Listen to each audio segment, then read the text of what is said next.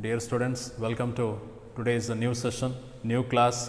In this session, we discuss about the pollen-pistil interaction. See here, what is pollen-pistil interaction? Listen carefully.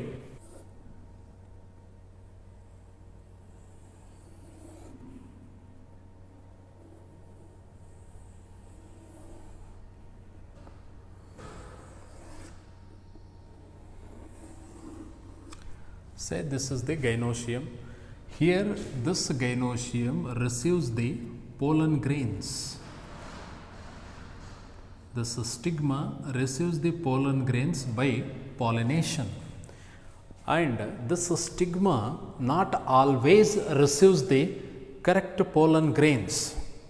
With correct pollen grains, sometime wrong pollen grains may also deposited on the stigma. Now question arises, what is the meaning of correct pollen grains and wrong pollen grains? You try to understand these words. Here correct pollen grains means compatible pollen grains.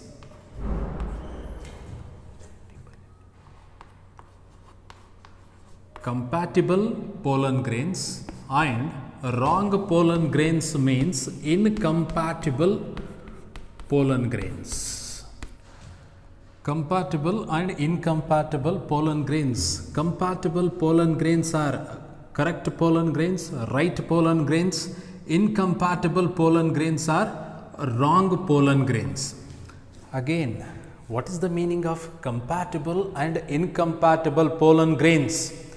The pollen grains which require to fertilize the ovules, which are suitable to fertilize this gynoecium, which are required to this stigma and gynoecium, are called compatible pollen grains. And these pollen grains are accepted by the stigma, they germinate and fertilize the ovule. These are called compatible pollen grains. What is the meaning of incompatible pollen grains? These are the wrong pollen grains. Actually, these pollen grains are not required to this gynoecium. Supposed to be such pollen grains are deposited on this stigma. Stigma will reject those pollen grains. Such incompatible or wrong pollen grains are, even though they are deposited on the stigma, they do not germinate. They do not perform the fertilization. They do not fertilize the ovule. Such type of pollen grains are said to be the wrong pollen grains. Commonly, technically, these are called incompatible pollen grains. So, compatible pollen grains are suitable pollen grains. When they are deposited on the stigma, stigma accept those pollen grains, allow to germinate, and these pollen grains fertilize the ovules. These are called compatible pollen grains. Wrong or incompatible pollen grains are not accepted by the stigma. Commonly, these are rejected by the stigma. They do not germinate. These are said to be the incompatible pollen grains. Now, how this stigma identify the correct and wrong pollen grains? How this stigma identify the correct means compatible pollen grains and wrong means incompatible pollen grains. Commonly, this stigma and pollen grains, they show some interaction. This interaction is called pollen-pistil interaction.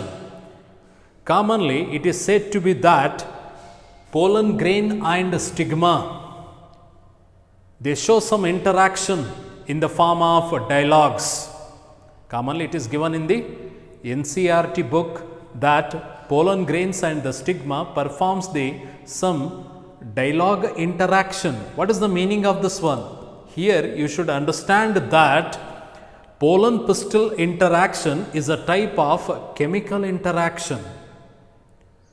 Here, the pollen grains deposited on the stigma, they release some chemicals. Even stigma is also releasing some chemicals. Because of the chemical interaction, stigma is become capable to identify, to recognize compatible and incompatible pollen grains. For example, In this case, you just observe this one. Here, this is A pollen grain, B pollen grain, C pollen grain, and again here we have the A pollen grain. You imagine like this. This is the stigma received the three different types of pollen grains, say A, B and C.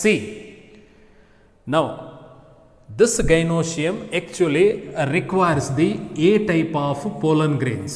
Means A is the suitable pollen grain, A is the correct pollen grain, A is the compatible pollen grain. Okay, A pollen grains are present here. But with A pollen grain, we are observing that here B and C are also present. Then these B and C are incompatible pollen grains, or we can say that these are wrong pollen grains. Here we have given the what to say indication, so we are understanding. But what about the stigma? How this stigma identifying correct and wrong pollen grains?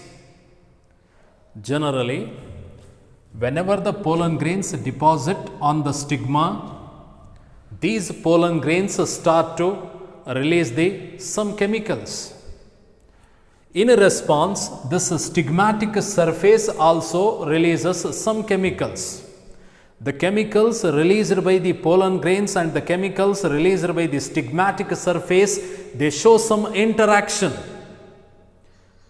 Based on this interaction, this stigma identify the correct and wrong pollen grains, compatible and incompatible pollen grains. After this interaction, when stigma become capable to recognize the compatible pollen grains, it allow the compatible pollen grains to germinate. That means suitable, correct pollen grains, they start the germination and they produce the pollen tube. Then what about the incompatible pollen grains? Incompatible pollen grains are rejected. They are not allowed to germinate. In this way, pistil, or we can say gynoecium, identify the compatible and incompatible pollen grains. Okay, so this is the one.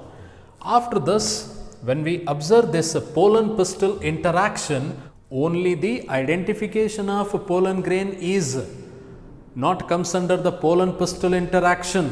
It is having some more mechanism. So what it is?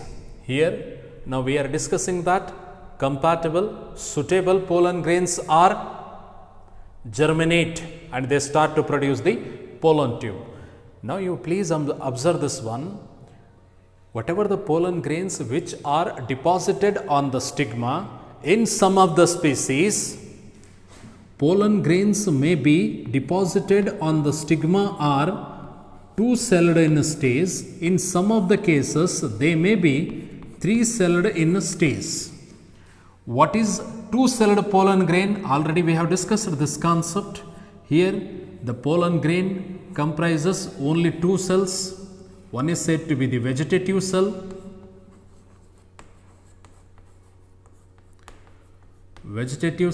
and generative cell. Two cells are present in pollen grain. This is said to be the two-celled stage of the pollen grain. Then what about the three-celled stage of pollen grain? See here, this is the pollen grain. Here this pollen grain comprises the one vegetative cell. This is said to be the vegetative cell. And here generative cell is divided and here it is become two. That means here it comprises the two male gametes. Now this is said to be the three-celled stage. Already we completed this concept. Already I have given this explanation about this concept. Two-celled stage, pollen grain comprises the two cells, vegetative cell as well as the generative cell. Whereas in three-celled pollen grain, we observe that single vegetative cell and here generative cell is divided to become two male gametes. This is said to be the three-celled stage. In some of the species, pollen grains are two-celled. In some of the cases, we observe that three-celled pollen grains are deposited on the stigma. What happens suppose to be two-celled are deposited or three-celled are deposited? Supposed to be here three-celled pollen grains are deposited. this vegetative cell produce the pollen tube and two male gametes are released into the pollen tube. Supposed to be three-celled pollen grain is present, then vegetative cell produce the pollen tube, two male gametes are released into the pollen tube. What happens into the two-celled pollen grains? Supposed to be two-celled pollen grains are deposited. Here we know that one vegetative cell, one generative cell is present. Then this generative cell divide to produce the two male gametes. It become three-celled. After this, vegetative cells start to produce the pollen tube and these two male gametes are released into the pollen tube. So, like this here, two-celled or three-celled pollen grains are deposited on the stigma. This process occurs. I think you are understanding this concept. Three-celled is deposited. Already it is having the two male gametes. Because of this reason, directly it start to produce the pollen tube with the help of a vegetative cell. Then it releases two male gametes directly into the pollen tube. But supposed to be pollen grain is a two-celled, then it has to performs the here division phenomena. This is the vegetative cell and generative cell is present. Because of this reason, it is a two-celled. Now, this generative cell divide to produce the two male gametes. Now, it become three-celled. After this stage, vegetative cell produce the pollen tube and these two male gametes are released into the pollen tube. So, like this here, pollen grains may be deposited on the stigma are two-celled or three-celled in nature. Now, next what happens we discuss here. So, you observe this.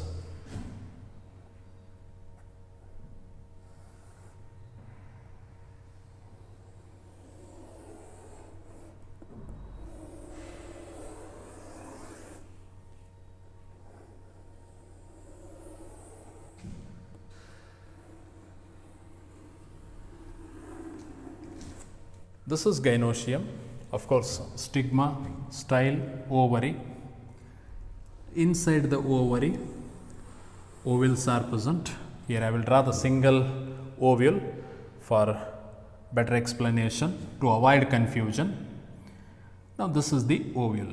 Inside the ovule, we know that there is a presence of embryo sac. Already we have very good idea about the embryo sac. Now, this is the side, it is said to be the chalaja side of the ovule, and say this is the micropyle side of the ovule.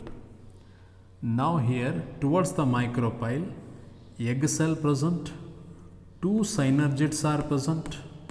This has become egg apparatus. Towards the chalajal side, three haploid cells are present. These three are said to be the antipodals.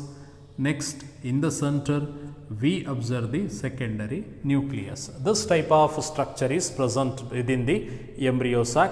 Embryo sac is present inside the ovule, and this is ovary. Now, you observe this one.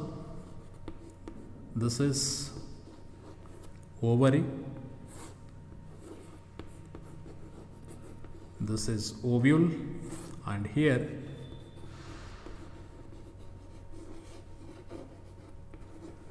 embryo sac.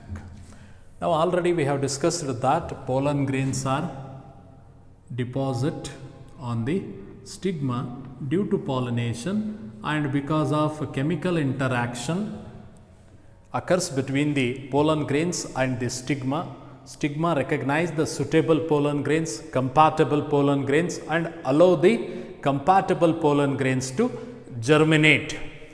Now, here compatible pollen grains germinate, they start to produce the pollen tube. This pollen tube reach the stigmatic tissue and also it reach the style tissue, and finally this will enters into the ovule. This will enter into the ovule. Now it will enter into the ovule. So entry of pollen tube into the ovule may be from the different side. We will discuss later. But here pollen tube is enter into the ovule. After this pollen tube here, it move towards the micropyle side where the synergids are present, and it enter into the embryo sac through the synergid only. Now question arises, why this pollen tube enter into the ovule through the synergid only? See here, when we observe the embryo sac, say this is chalazal side, this is micropylar side. Towards the micropyle we observe the three cells. These three cells collectively called egg apparatus, where two synergids and single egg cell is present. Towards the chalaza, three haploid cells are present. These three haploid cells are antipodals, and in the center we observe the secondary nucleus which is diploid in nature. Already we have completed this explanation. Now see, observe this one. These two are synergids, and this is the egg cell. These two synergid cells, they possess some coverings, some projections. For example, say here these type of projections are present. This thin covering or projection is said to be the filiform apparatus.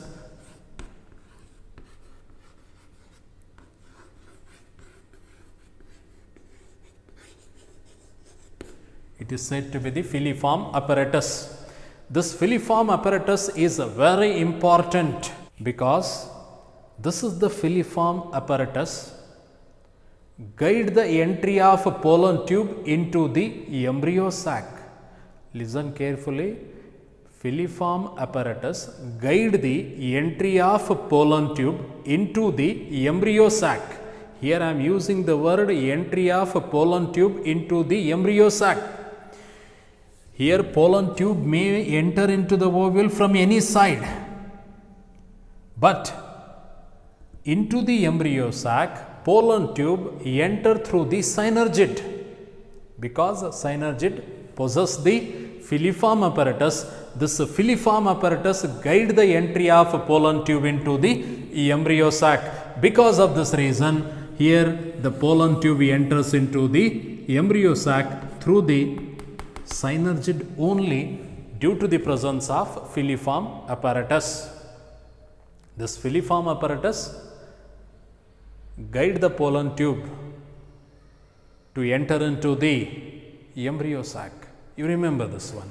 So here when we observe the entry of pollen tube into the ovule, it may be from the different side. How? With little bit we discuss about this concept. Entry of a pollen tube into the ovule.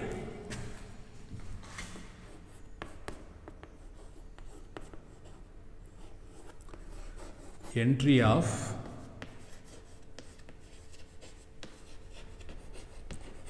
pollen tube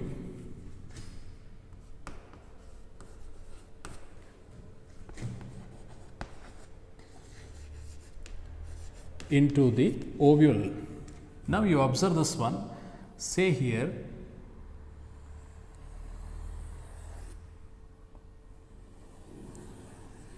say this is the ovule. Now this is the embryo sac. Here egg apparatus is present, antipodals are present, secondary nucleus is present. This is said to be the chalazal side, chalaza. Say this is micropylar region, said to be the micropyle. Now I am talking about this entry. Now pollen tube is, this pollen tube is coming from the stigma, past the style, it reached the ovary. Now it is ready to enter into the ovule. Now the pollen tube may enter into the ovule through the chalaja.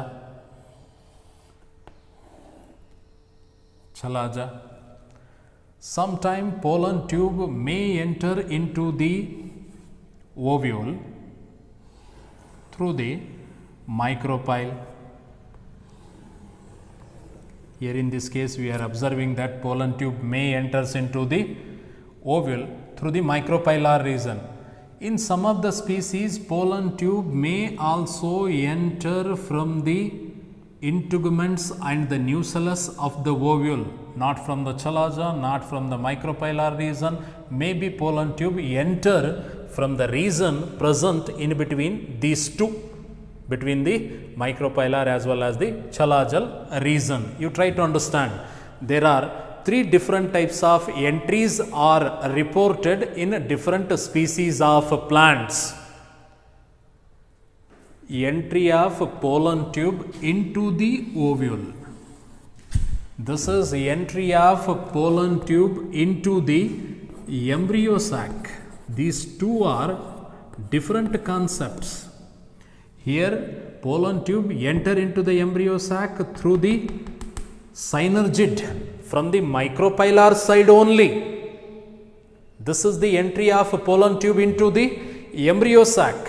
But entry of pollen tube into the ovule, when we observe, it may enter the ovule from any side, depend upon the nature of the species. It may enter from the chalazal side, or it may be enter into the ovule through the micropylar region, or it may be enter from the integuments and the nucellar region of the ovule. Supposed to be pollen tube enter into the ovule through the chalazal region. Such entry is called chalazogamy. It is said to be the chalazogamy. Supposed to be pollen tube enter into the ovule from the micropylar side or region. It is said to be the porogamy. What is the reason here it is said to be the porogamy? Because already micropyle comprises the minute opening, already pore is present. Because of this reason, here it is said to be the porogamy. If this pollen tube enters into the ovule from the integument, nucellus, this is the region present between the micropyle as well as the chalazal region. If pollen tube enter into the ovule from this region, it is said to be the mesogamy. Mesogamy. So, like this here, entry of pollen tube into the ovule from the chalazal region is called chalazogamy. Entry of a pollen tube into the ovule from the micropylar region is called porogamy. Entry of a pollen tube into the ovule from the integuments and the nucellus, the region present between the chalaza and the micropyle, is called mesogamy. So, like this here, pollen tube may enter into the ovule from these sides. Okay. Here pollen tube enter into the ovule either by chalazogamy or by mesogamy or by performing porogamy. After this entry, this pollen tube has to enter into the embryo sac. Then it has to enter through the synergid only. For example, this pollen tube enter into the ovule by chalazogamy. After this pollen tube has to enter into the embryo sac through the synergid from the micropylar side. Second example, supposed to be here the pollen tube enter into the ovule by mesogamy. After this, it has to be enter into the ovule again through the synergid. Supposed to be pollen tube enter into the ovule by porogamy. After this, it has to enter into the synergid. So, here it may be enter from the right side or it may be enter from the left side synergid, but pollen tube has to enter into the embryo sac through the synergid only, because synergids comprises the filiform apparatus, and this filiform apparatus guide the entry of pollen tube into the ovule. So, this complete phenomena is said to be the pollen pistil interaction. This pollen pistil interaction is not only depend upon the chemical interaction, it is a genetics phenomena, it is a genetical phenomena, it is also depend upon the nature of the genes. Because of this reason, here compatible pollen grains are allowed to germinate and incompatible pollen grains are not allowed to germinate due to the presence of gene action, due to the presence of genetical phenomena. And this genetical phenomena is occur through the chemical interaction. Because of this reason, here pollen pistil interaction is not only dependent on the chemicals, it is mainly controlled by the genes present in the pollen grains as well as the gynoecium, particularly in the stigma. So, this is the pollen pistil interaction.